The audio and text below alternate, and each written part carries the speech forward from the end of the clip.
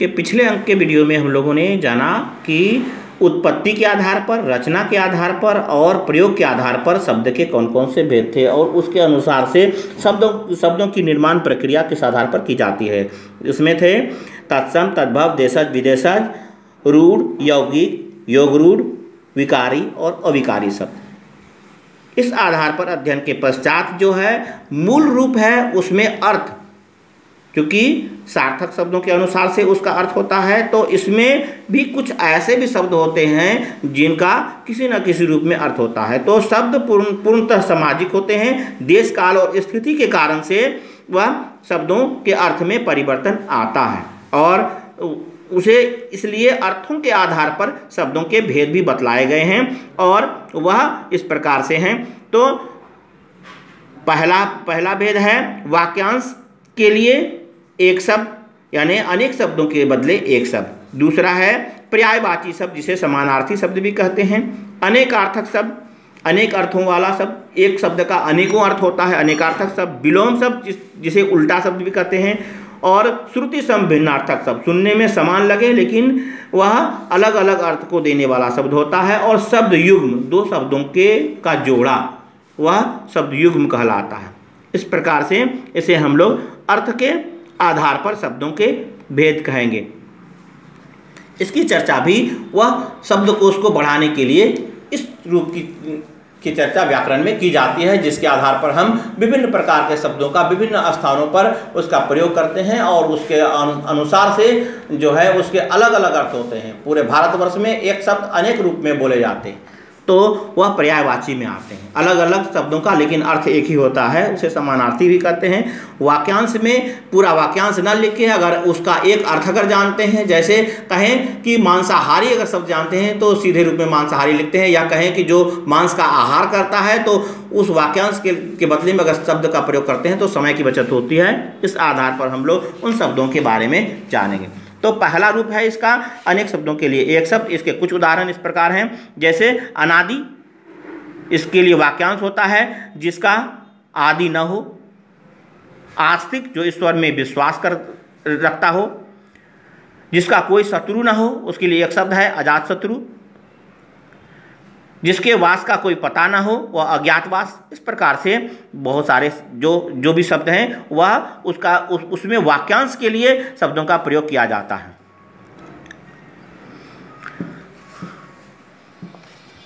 इसमें जीने की इच्छा, जिसे जिजीविषा कहते हैं, जीने की इच्छा जिसके आर पार देखा जा सके, पारदर्शी। व्याकरण का विद्वान जो होता है उसे कहते हैं वैयाकरण।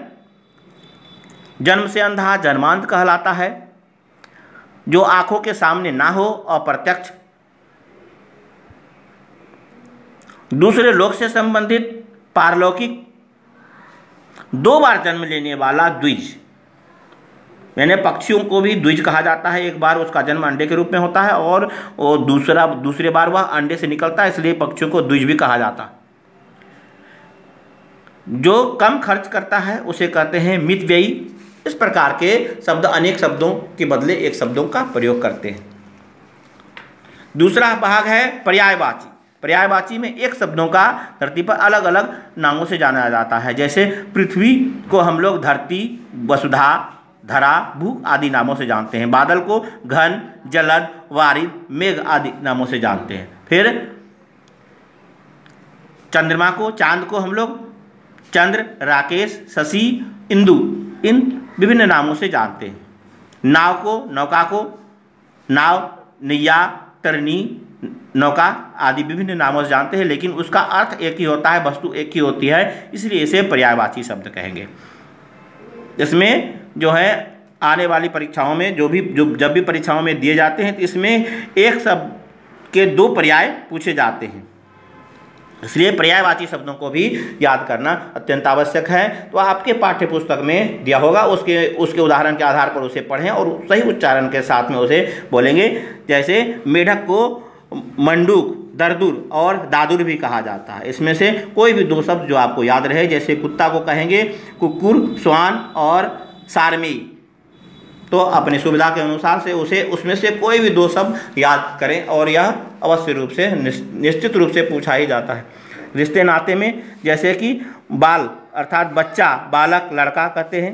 हाँ, युवती को तरुणी, प्रभदा, रमणी भी कहा जाता है। इस अनुसार से देवी देवताओं में भी है, जैसे विष्णु को दामोदर, जनार्दन, चतुर्भुज, ऋषिकेश। इस अनुसार से अलग अलग जगहों पर अलग अलग नामों से जानते हैं, लेकिन उसका अर्थ एक होता है। तो वे शब्द पर्यायवाची शब्द कहलाते हैं। अनेकार्थी शब्द में ऐसे शब्द जिसकी वर्तनी या उच्चारण एक समान हो लेकिन उसके अर्थ भिन्न भिन्न होते हैं, इसे अनेकार्थी शब्द कहते हैं। जैसे आराम, आराम का मतलब बगीचा होता है, विश्राम होता है, शांति। शेर, एक जंगली जानवर और गजल का शेर। उच्चारण भी एक है, लिखने में भी समान होता है। स्नेह मतलब प्रेम या तेल। भाव, कीमत, भावना। मुद्रा, धन, हाव भाव, मन।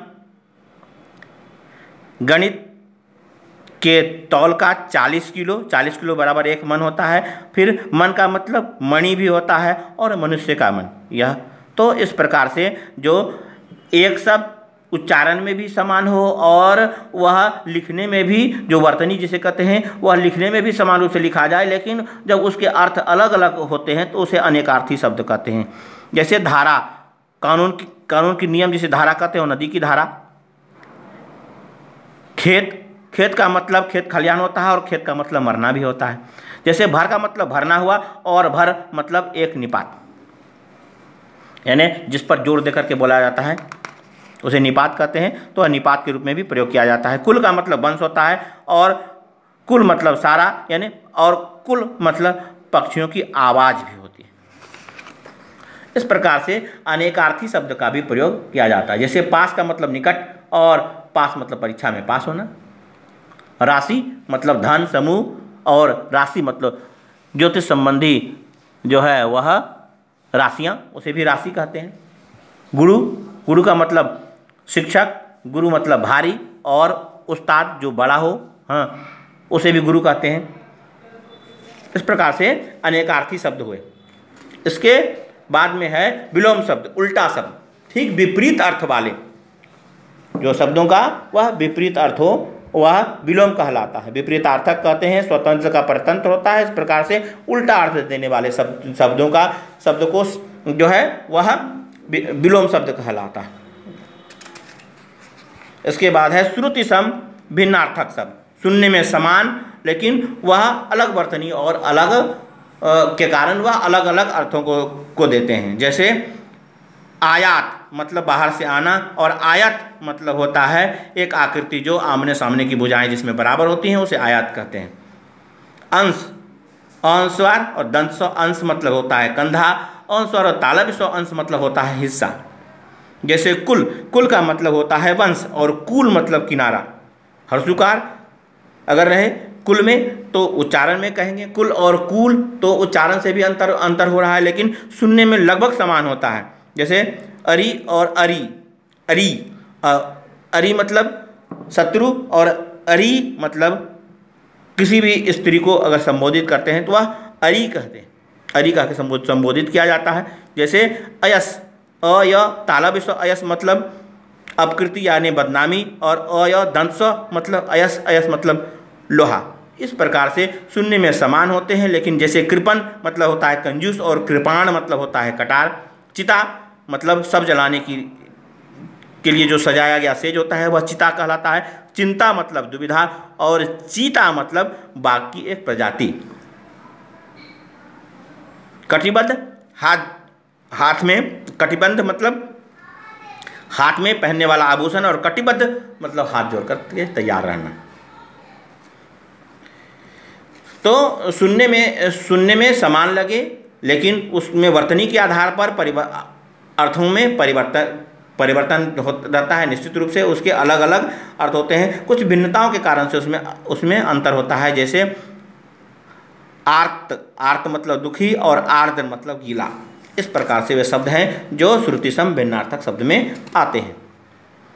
इसके बाद है शब्द युग्म, शब्दों का जोड़ा, जो कुछ शब्दों में उसमें उसका मतलब तो कुछ निरर्थक भी होते हैं, कुछ सार्थक और निरर्थक का जोड़ होता है, कुछ सहजाती होते हैं, एक तरह के होते हैं, कुछ इसमें विलोम शब्द भी शब्द युग में आते हैं, और पुनरुक्त कुछ शब्द दोबारा रिपीट किए जाते हैं। जैसे कि पुनरुक्त में हुए धीरे धीरे, थोड़ा थोड़ा, कभी कभी, घर घर, विलोम में आता है जैसे इधर उधर, उतार चढ़ाव, लेन देन, ये सब शब्द युग्मों के रूप में प्रयोग में लाए जाते हैं। हार जीत, लाभ हानि, माता पिता, छोटा बड़ा, गुरु शिष्य, यह सब जो है वह विलोम शब्द, उल्टे शब्द हैं जो कि भिन्न लिंग के आधार पर भी यह युग्मों में प्रयोग किए जाते हैं। सजातीय शब्द में जैसे कुशल मंगल, रूखा सूखा, हंसी खुशी, रहन सहन, काम धंधा, मारपीट, यह एक तरह के शब्द हैं, एक अर्थ वाले शब्द हैं, और यह युग्मों में आदर सत्कार, धन दौलत, इस प्रकार के शब्द, हाव भाव, मोल भाव,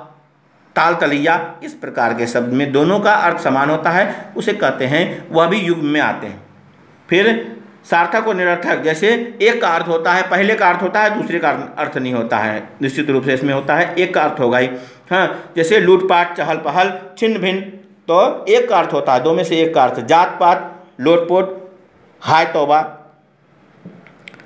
लाग लपट, मारधाड़, थका हारा और बोलचाल, इस प्रकार के शब्द जो हैं वह सार्थक निरर्थक के जोड़े में आते हैं। कुछ ऐसे हैं जो निरर्थक में, जैसे जिनका कोई अर्थ ही नहीं होता है, जैसे लेकिन उसका प्रयोग किया जाता है और उसको समझने के बाद में उसका प्रयोग हम लोग करते हैं, जैसे लल्लो चप्पू, चपड़ चपर, गड्ढ गड्ढ, नोक झोंक, अगड़म बगड़म, खर खर, उबड़ खाबड़, ऐरा गैरा, हट्ठा कट्ठा, नथु खैरा, अंड बंड और खुसुर फुसुर, इन शब्दों का ऐसे ये निरर्थक शब्द हैं, लेकिन यह युग्म में हिंदी में प्रयोग में लाए जाते हैं, तो इनका भी जो है वह हिंदी में प्रयोग में इनका भी प्रयोग होता है। तो इस आधार पर जो यह अर्थ के आधार पर यह विभिन्न प्रकार के शब्द थे, जिसमें यह शब्द युग्म है और श्रुति सम भिन्नार्थक शब्द है, विलोम शब्द है और पर्यायवाची शब्द है, अनेकार्थी है पर्यायवाची, और इसमें इसके अलावे जो हैं वह अनेक शब्दों के लिए एक शब्द, ये सारे शब्द वह अर्थ के आधार पर भेद हैं। शब्दकोश, हिंदी के शब्दकोश में इसका प्रयोग होता है, इसे पढ़ेंगे और इसे याद करें।